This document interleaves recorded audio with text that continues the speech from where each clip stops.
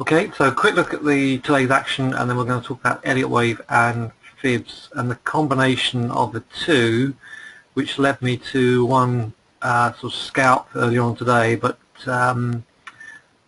the idea, the concept behind that trade works really well on a much bigger time scale, on the daily and weekly time scale. So we'll talk about that in a minute.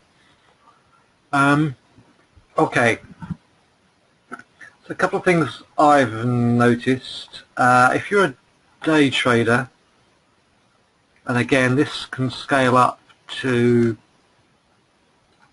bigger time frames, but you can see on this oil that we had a push up in the later sort of mid-US session.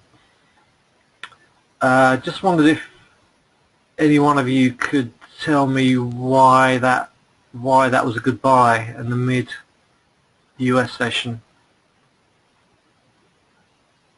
Okay, so this is what I'm talking about. This here. This is the mid-US session. Why was that a potential good high probability trade? Anybody? Any suggestions?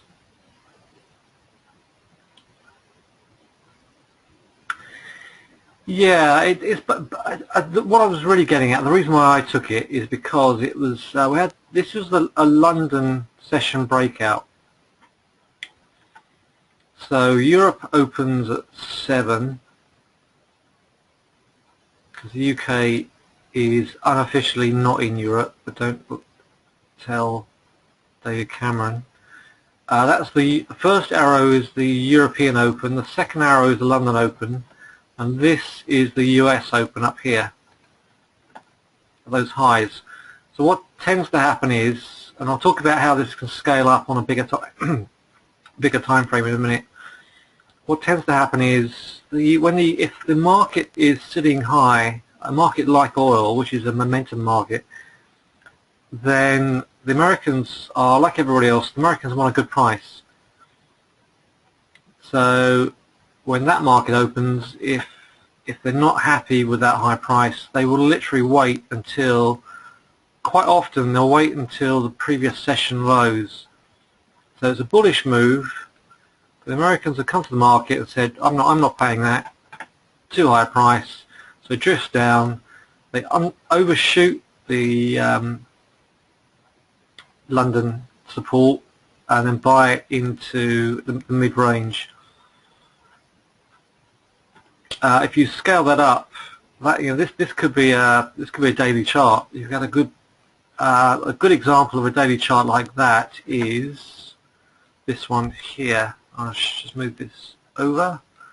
Good example is this one, because if you look at this push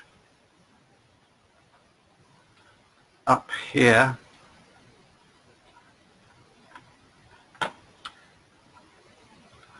so this is basically the same scenario on a different scale. This is a daily chart on the US dollar yen. So on the 30th of July last year, we had a big push up into this area of resistance, and it took, on this occasion, it took about a week later to drift lower down to that support.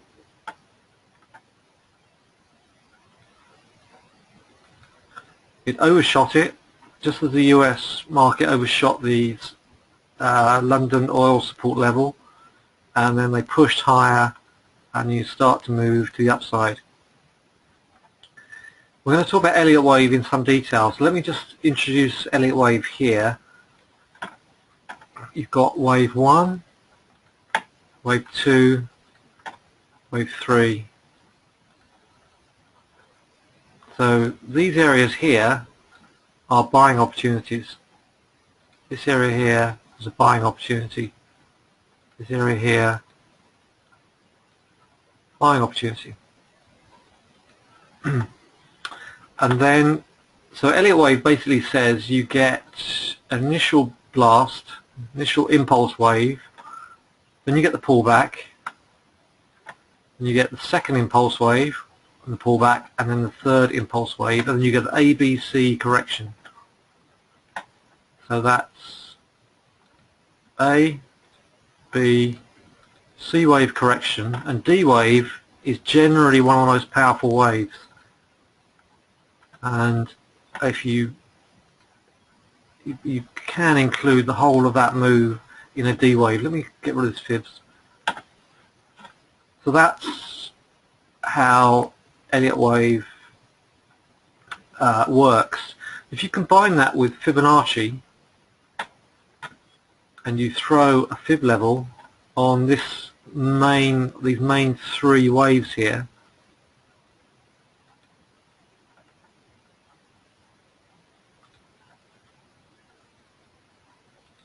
so I picked that breakout area there and that sell zone there as the range, as the fib range. If you look at where this pulled back to, overshot it but held on the 16th of October, which is a very important day because it's my birthday, you're with the 50% fibs. So if you combine Elliott wave with Fibonacci, it's a very, very powerful way of working out what the story is in the market.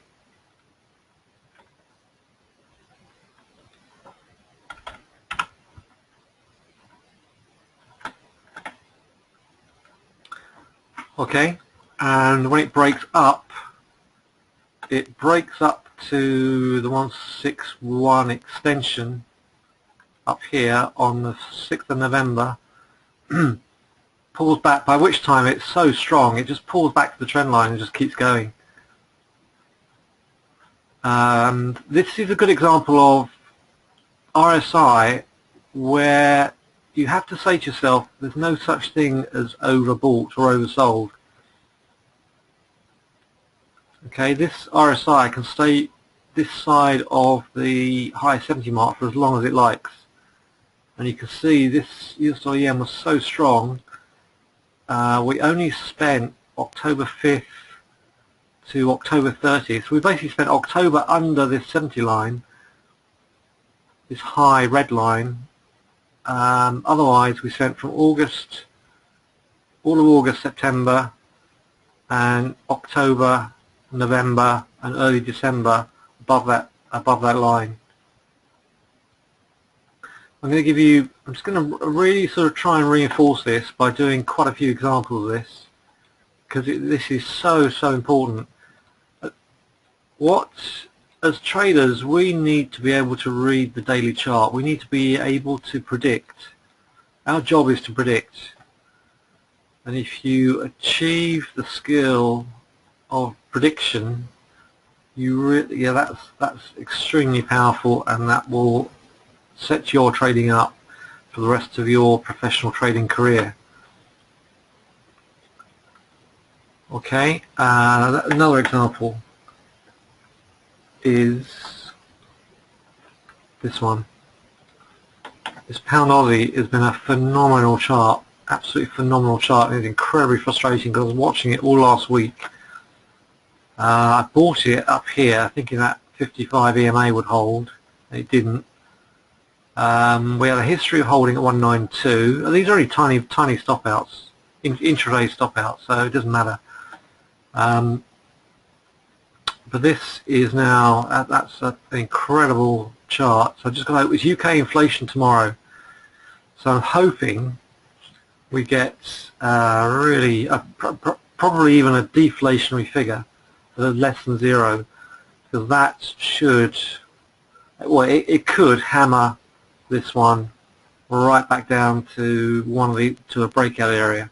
191 and so on is good. Okay, let's just look at Elliott wave. I've kept this one marked up so you can see I've kept it marked up for my own purpose more than anything else, but this is one huge pullback, but the pullback is to support.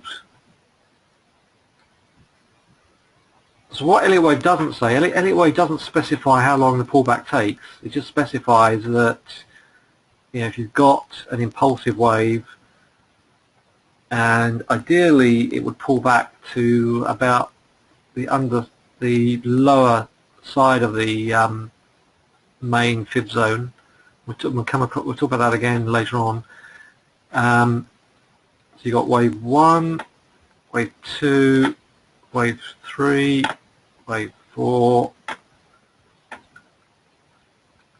5 and 6, and because this is unusual, this is so clinical, so powerful, we're staying within this channel.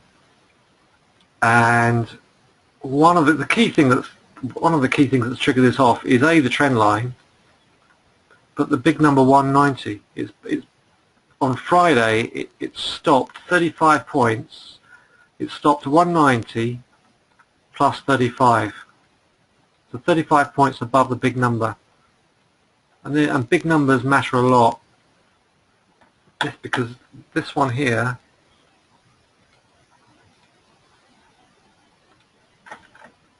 so this reversal point was, I was hoping that was going to be 180, it's not. This reversal point here, this reversal point here, okay, these are not, this one's not picked up major pivotal numbers. Typical, isn't it? I try and do a big number scenario and it's not giving me big numbers. Okay, I'll find another one of these. Let's look at oil. If you want big numbers, let's look at oil.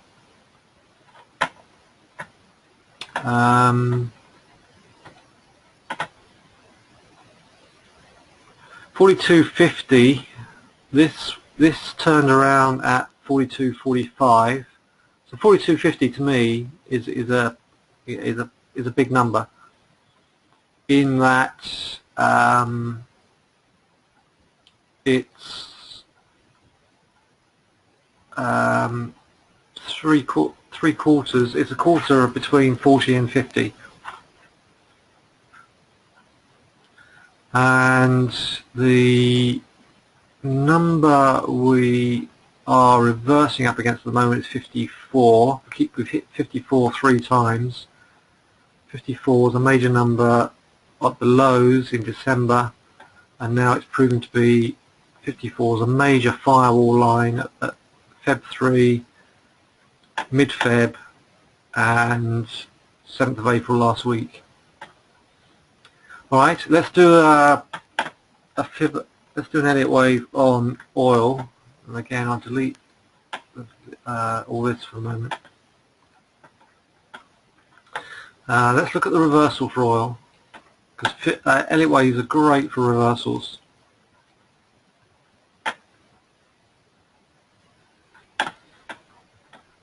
Anything you don't follow, just chuck a question in the box and I'll come to it. Okay, so we have 1, that's effectively 1, back to the 55 EMA, 2 and 3. You get an A, B, C wave correction and a D wave move which surpasses that resistance. Okay, 1, 2, 3, A, B, C, D wave. I'll email you guys a file so you can print this out, because it's extremely useful to print out and have by your side when you're doing your chart analysis. We'll do fibs. So combine this oil with fibs.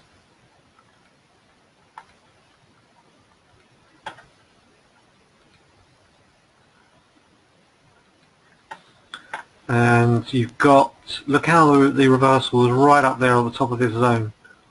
So this is the main fib zone.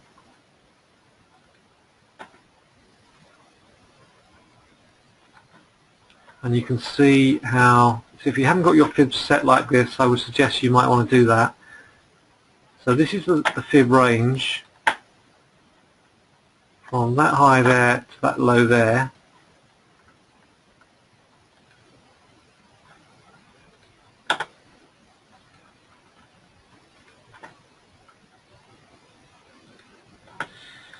And this is the zone.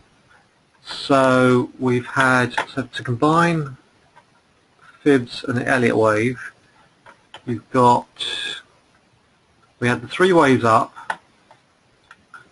hit this 38.2 zone,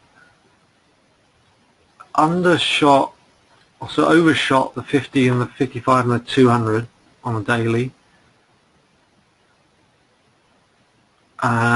Then started another 2 waves up here. We're counting that as one. Back, just shy, just undershot this resistance zone here. So basically we ended up with a little box here. This is like the pound Aussie dollar I've just shown you, but in a much smaller, tighter range.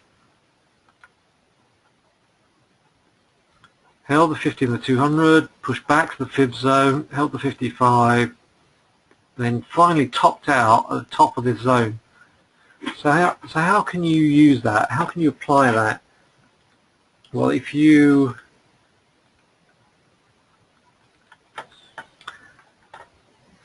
when you've got this is not a particularly good chart from the point of view you've got lots of very narrow range jumpy bars here. We'll look at this on a, we'll try and find a really good trending stock. I think of a good trending stock in a minute, and we'll do the same.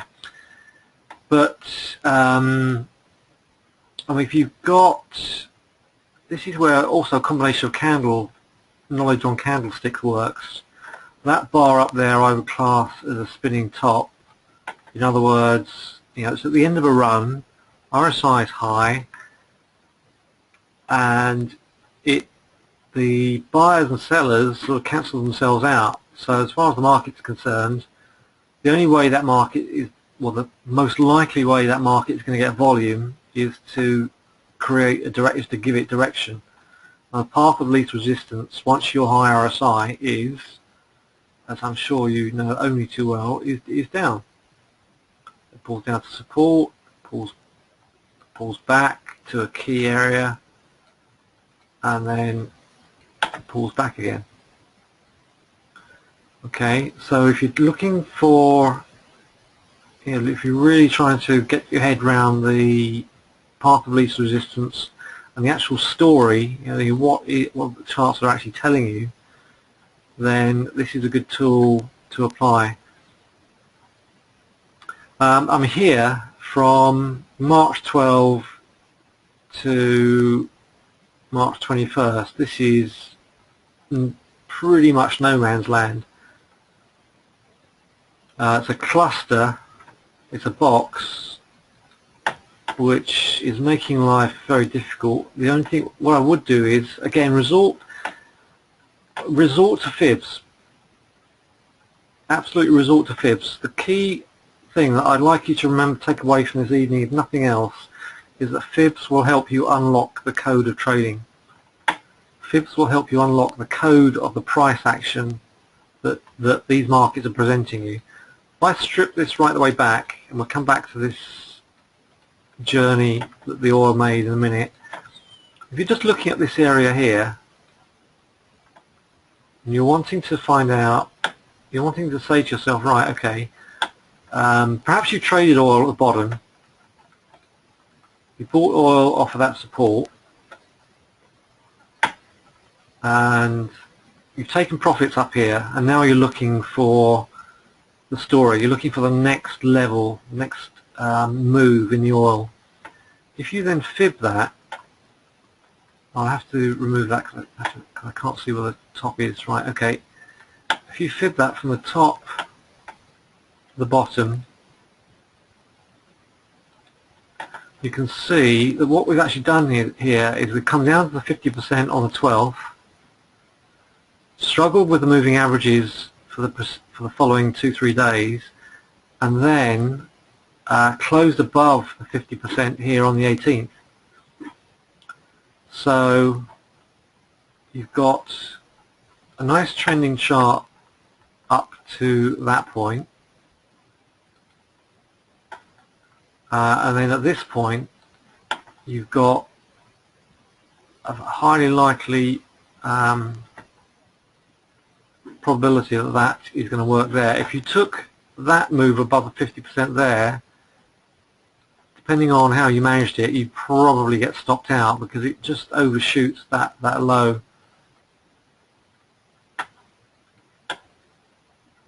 Unless you gave that really a nice decent amount of wiggle room, you would have got, if you'd have bought a pullback here at 98.62 and you stop under the previous bar's low 97.50, you would just got nicked by about 25 points.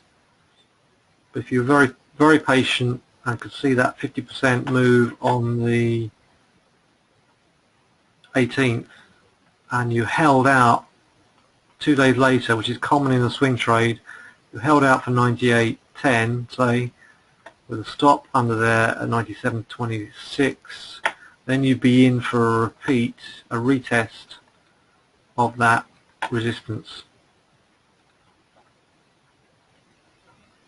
So if you're looking for the story in the oil at that particular point in time, combination of Elliott wave and fibs would have got you back in on this move to the upside. And bear in mind that markets are dominated by algorithms now, and so algorithms need a hook. They need levels defined in order to operate algorithms from, and algorithms generally use fibs. In fact, markets that don't use fibs I would stand aside and avoid. Okay, strip that chart away and look at what happened at that point there, 43.40, and you can see that's a really nice move off of there on the 17th of March. It's very, very common for markets to just do a little overshoot. You know, market makers want the maximum amount of volume in a chart, and they will often overshoot. Okay, so where are we in oil at the moment? We are boxed and struggling. Now, common with the typical price action you'll see in a box is this. You'll come into the box, you'll form the box, so it's support resistance, no doubt that was a fib level. To get back to resistance, couldn't hold it, kept making a series of lower highs, 1, 2, 3 lower highs. So that's again, that's a Fibonacci way of working, having 3 highs, like 3 waves like that, and then it dragged it down. Okay, so we're back to the bottom of the box, we get close to the top of the box, we pull back, so we're zigzagging again, and you can see the waves I'm drawing are very, very similar to the waves that I've drawn in big trending charts. It just so happens this is a narrow range box. And typically in a box I would expect them to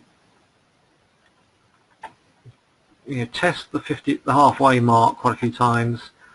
Perhaps we'll get one last drag down before if we assuming we are going to get bullish here, if we come back to this level here and hold and close above here, then the distance you've got here in this box, which is $10, is going to be the distance that you'll see on a move, on a break of that box. That'll be $10. Again, if it drops, you'll get a $10 drop. So how to play it?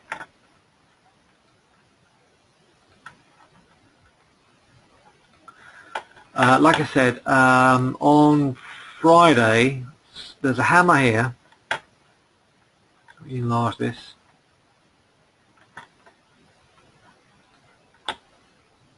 There's a hammer here. Hammers tend to get retested. So we retested the hammer on Friday. And here we are just hovering around the 52 mark. So it's a narrow range. So it's a box. So you tend to get a lot of selling at within that box range. The real test of this is going to be one way you can do this is to just buy lows like this off the 50 MA and a hammer retest, hold it, and if it closes above 55, 40, 50, 54, 50, hold it and just carry on and just manage your stop. If it starts to close underneath 50, 30, then it's not going to work, so get out. So if you're swing trading that, I would hold a stop.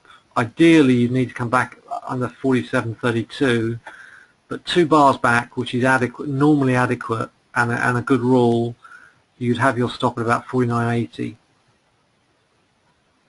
and then you would hold the trade if it closed above 54.70. If you're not in it at all, but you believe your analysis says that oil is going to do $64. Do nothing until we close above 54.85. Buy a pullback with a stop 2 bars back, and then have your target set at 64 is the major resistance. It's the depth of the box, but obviously you will find that struggling at 60. You'll probably find that struggling at 60. Okay, so if you haven't seen that setup and you're still interested in oil, I would suggest you leave it, wait until we close above here, and then buy a pullback and see if you can get a run to there. This will be wave 1.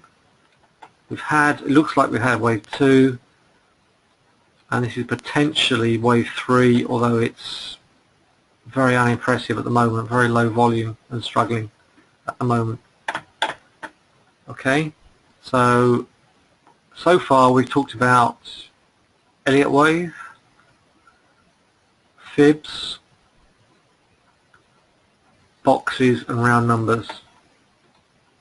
These are all tools you need in your toolbox. Okay, let's do any questions.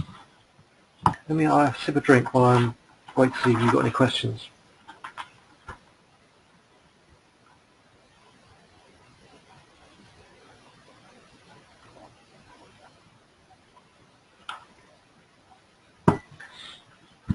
Okay, let's look at a stock. Let me find a nice stock. Yeah, I know one. This is a UK one.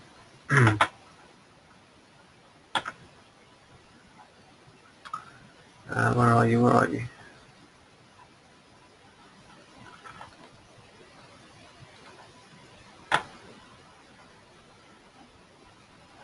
There you are.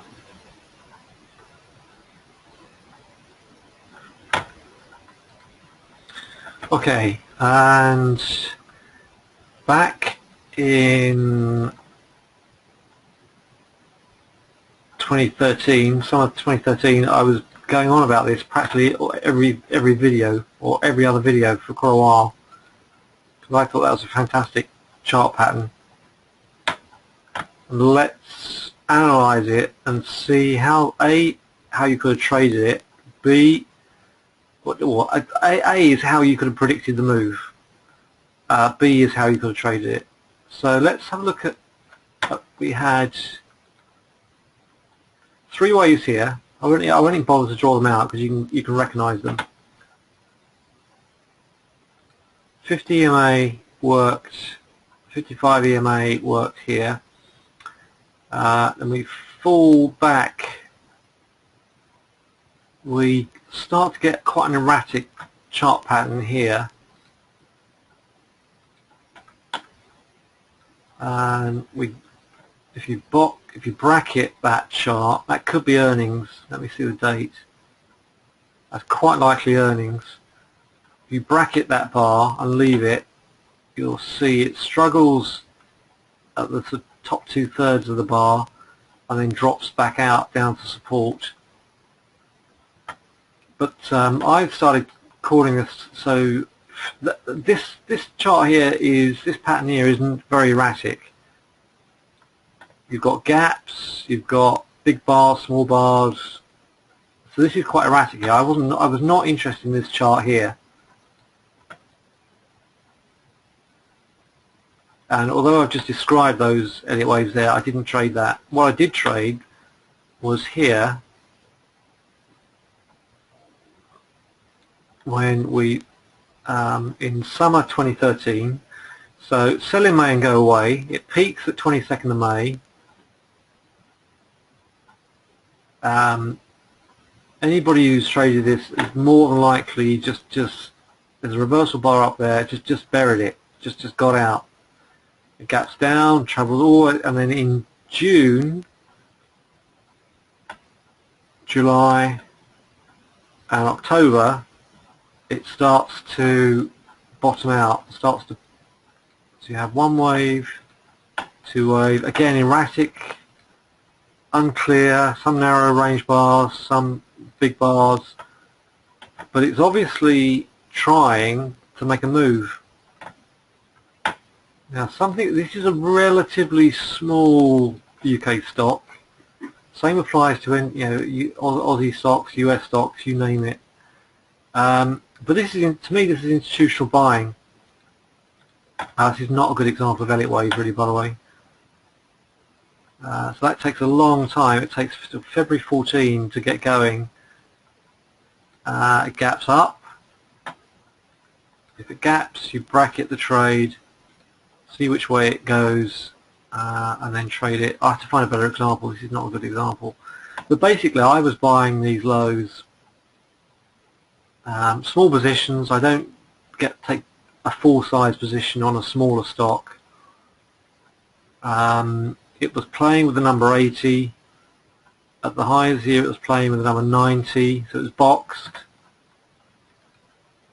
And whichever way the depth of the box is always likely to be, I'll copy this to give you the range of high. So that's a copy of the box. I'll drop that on top. And you can see it struggles at 110 because that's a resistance area, pulls back to that support, comes out of the box, retests resistance, etc. But on a stock like this, I would take a small position down here with this institutional buying, take profits, look for key numbers and key support areas, which in this case was 90, trade it again, get out on extreme moves, extreme highs, near resistance, buy support, and just trade the waves. Markets, we all know markets don't move in straight lines, they move in waves, so trade them. There's your three waves. It's exhausted by the third wave. Does an A, B, C wave correction, and D wave is the most powerful. So again, combining all we've talked about so far, it's a box here, breaks up to a resistance level, pulls back to a support level, does a three-wave move, ABC correction, and then the D wave is the trend.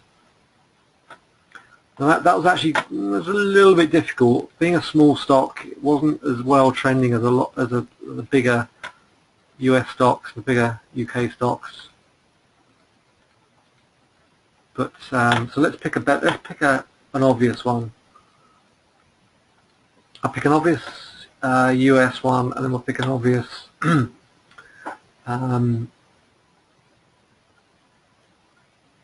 UK one. Right, let's pick Facebook. I like Facebook. I think Facebook's been doing very well. Not a particularly clean chart, not a million miles away from the one we just looked at. Slightly cleaner.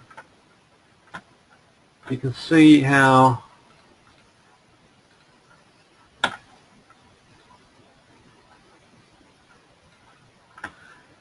let's go back a bit.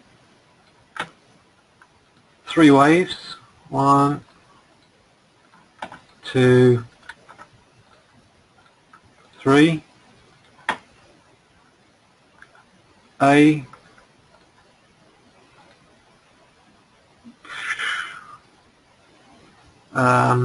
B, C. Obviously with hindsight, finding the waves is easier, but you've always got trend lines and fibs to help you support a buying zone.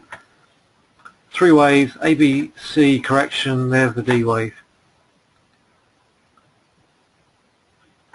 Fibs, so if you did nothing but fib trading,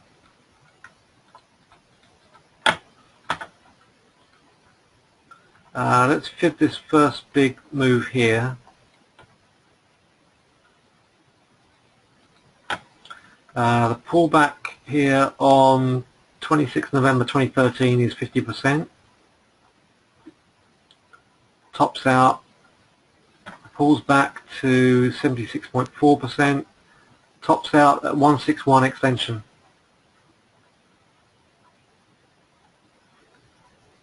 So by the time you get your 3 waves,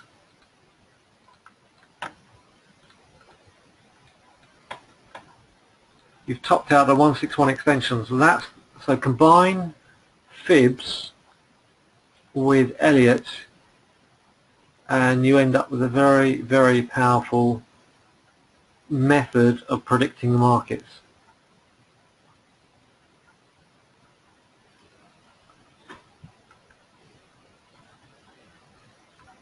Try it out. Let me think of a stock that's doing really well right now.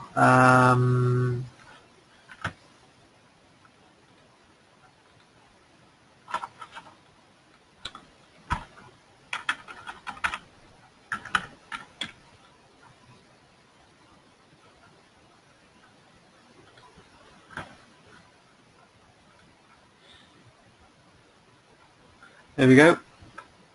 This is CUDA.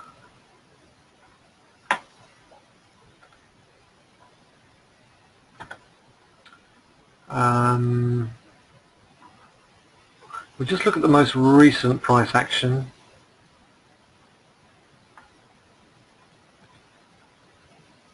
One, 2, 3. A, B, C, D. 1, 2, 3, 4, 5. Not as obvious, I grant you, not as obvious, not as clean as some charts, but nonetheless, if you were just taking positions on major support and using the wave count to predict the exits, then you could have done it. Fib it.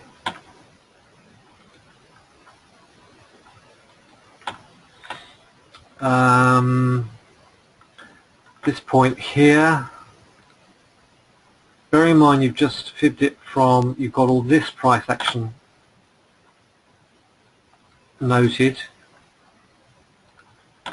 That's 76.4.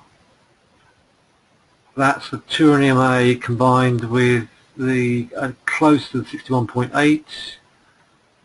That's the 38.2, and that's back to resistance.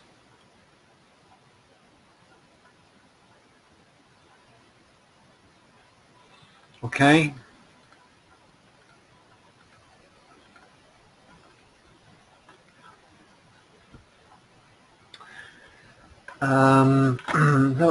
This is Goldman Sachs.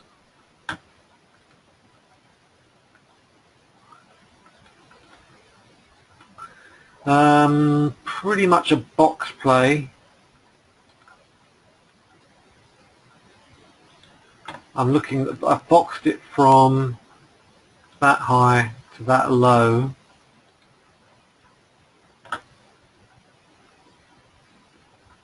Narrowly undershoots that support and then gives you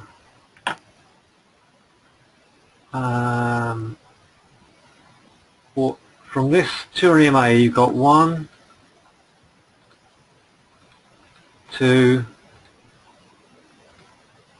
a very poor 3, and you've got an A, B, C. If you just played the box, if you did nothing else, played support and resistance, you didn't even bother with fibs and Elliott wave, I would suggest you simply look at this is a big, powerful stock, lot of volume, fairly well trending. But if you do nothing but look at the big area of support, you can see it clusters here, and you get a buying opportunity there. That doesn't give you much. That moves into resistance, so you could have taken half off there or all off. Nothing wrong with taking a small profit. You often get a W pattern like that.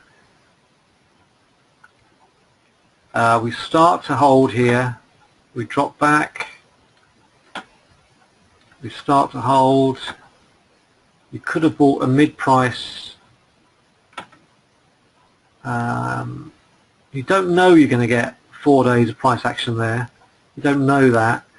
If you see this buyer's bar here and you bought a pullback to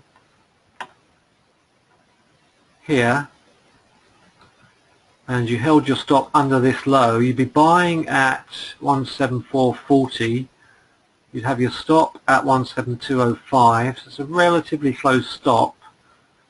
And even if you bought here, that's the 30th of January. By the time you get to the 6th of Feb, you're hitting the 200 EMA. So your risk-reward ratio is that's your, assuming you took it off at the 55-day moving average, sorry, you would gain that much and your stop would be that much. That's a nice 3-to-1 risk-reward ratio, even if you didn't hold it and get this move up here. I would say this was buyable here at that level there. That's a stopping bar to me, an inverted hammer. We'll do candles another day. But that's okay, just Elliott wave alone. So we'll take support and resistance away, we'll take candle patterns away. Elliott wave, 1, 2, 3, 4. This is your main. So I'm counting the pullbacks here as well. This is your main wave 1, 2, 3, and then of course you're hitting resistance. Start closing under here, and I'd be concerned. So I would, if I was trading this, I would just have my stop here, just underneath this level here, to see if this can then wave around and then close up here. If it closes up here, the chances are it's going to run. We've got 200. If you fib it,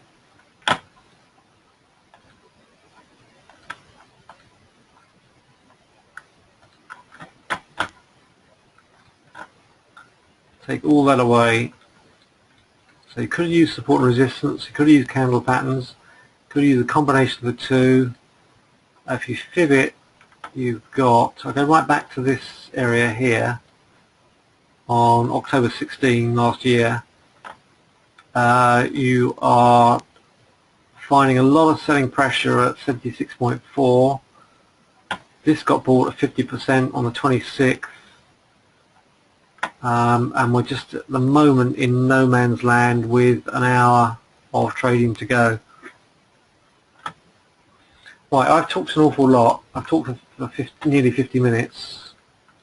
Does any of that, does that all make sense?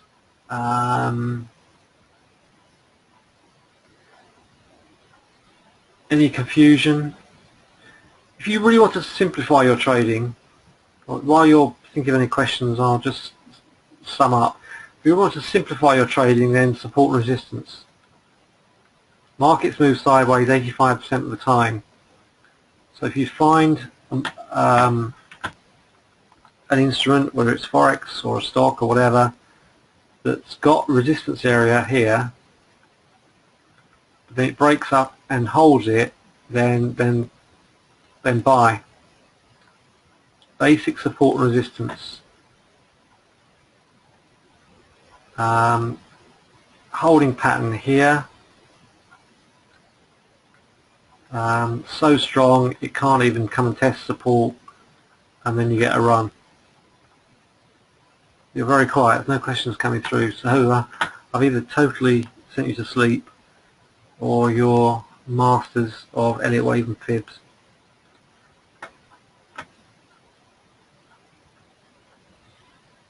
Okay, just a quick look at the Forex and the indices. It looks like it's really slow.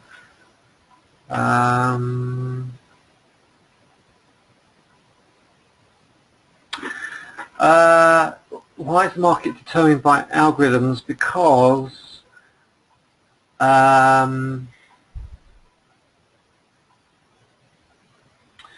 humans make errors, and the big institutions that are handling millions of dollars worth of investment prefer to rely on computerized trading, i.e. algorithms, rather than humans. So you tend to get, if anything, the charts are getting more technical, not less technical, because of algorithms. What you're tending to get is charts that hit a certain pivot price, i.e. a support or a key moving average, and it will just turn. In this case, this is taking on average 2 to 4 days.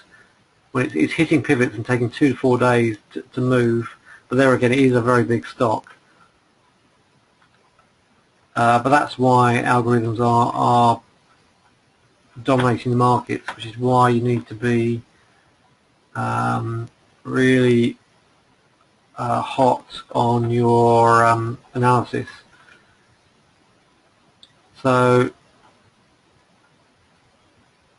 you can see this is something like the Dow.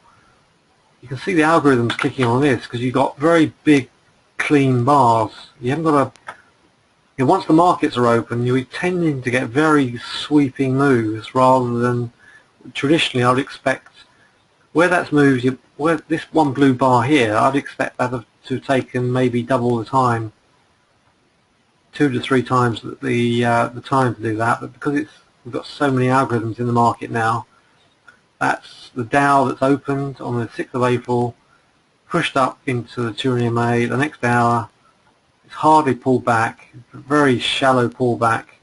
The algorithms are still kicking in, still dominating, and they run it into resistance and then start taking profits.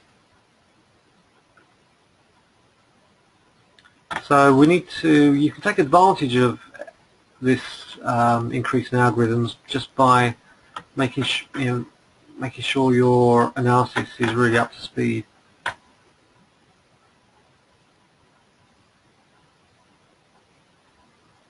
Right, let me stop let me just do a little bit more. So not particularly good markets, I have to say. Yes, US dollar yen doesn't know where to go. So let's see, we had a reversal bar at 11 o'clock UK time, which was a sell zone anyway. Actually, no, that was the initial sell zone. It broke above it and then threw a reversal bar and then came back and then dropped.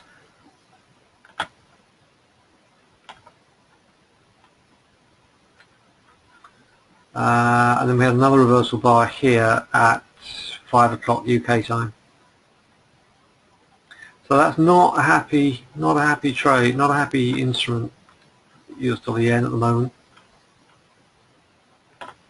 As Andrew and I discovered on Friday. I think you were trading this as well, Andrew, weren't you? On Friday. Well, a nice bar on Thursday. It just got stuck in the range on Friday, and today it's even worse.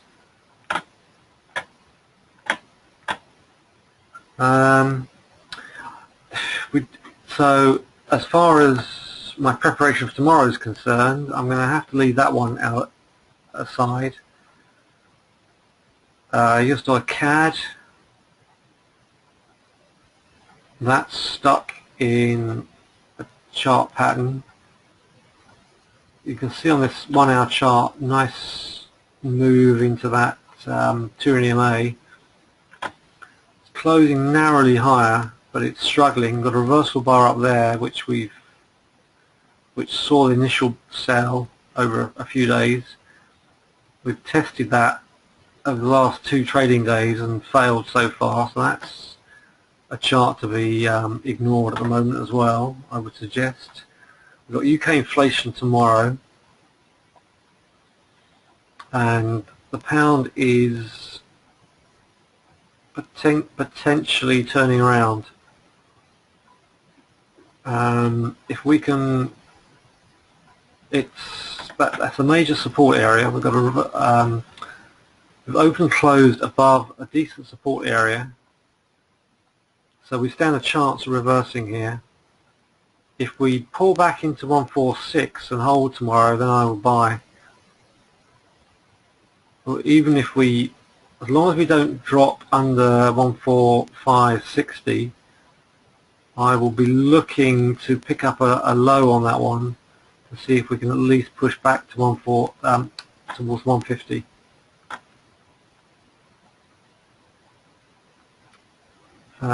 So I will leave that for now. Pound yen, a good push up at one stage.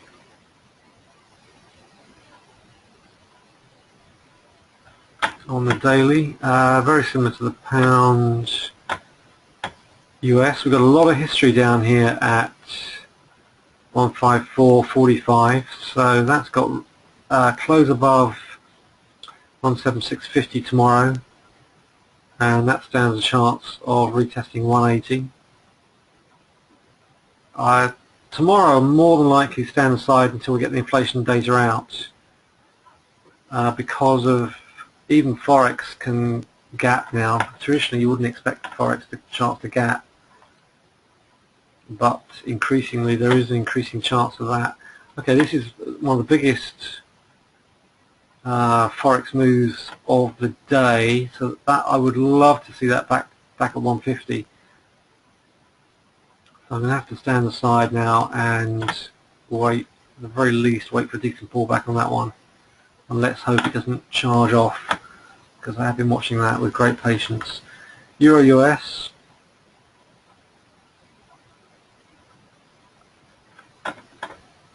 Very similar to the pound US.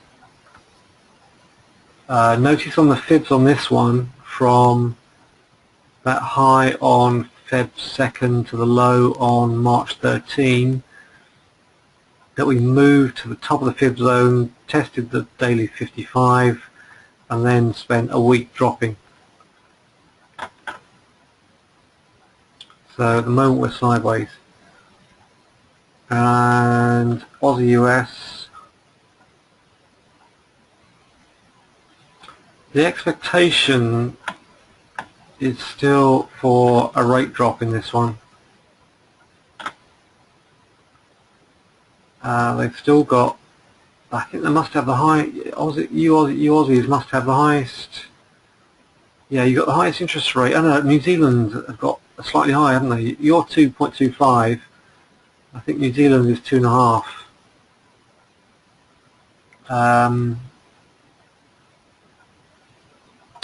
The expectation was for a rate drop, so they pushed, so last week they didn't get it, so they pushed it up into resistance, and now we're back down here again. I'm going to have to leave it. I'm definitely watching the pound Aussie. Quick look at gold, because I know you guys have been talking about gold for the last week or so.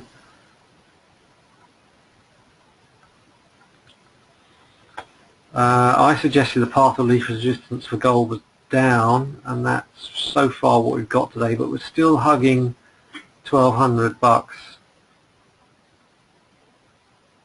So close under that 11.95, and that could be extremely bullish for the pound Aussie dollar.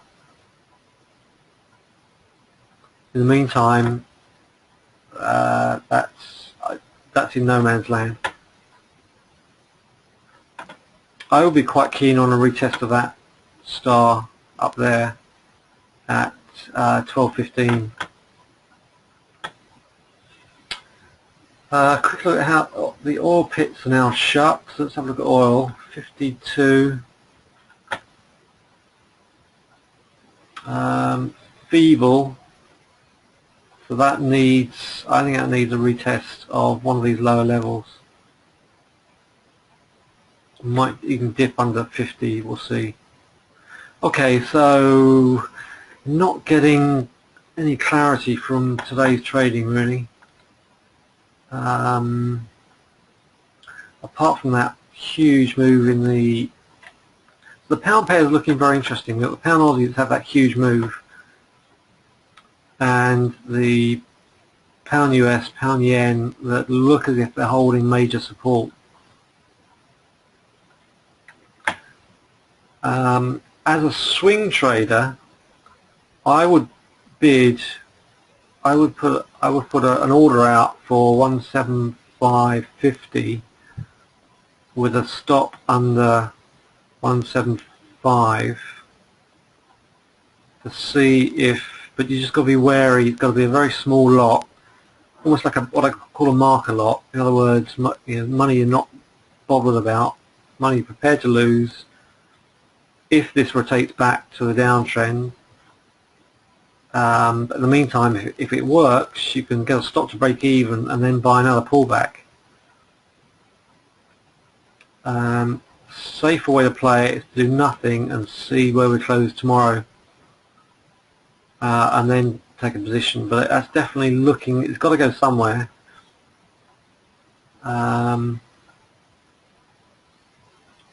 And the stochastic, this is a stochastic momentum index, plus standard RSI, default RSI. So we look as if we're at the very least trying to bottom. So I'm watching these pound pairs.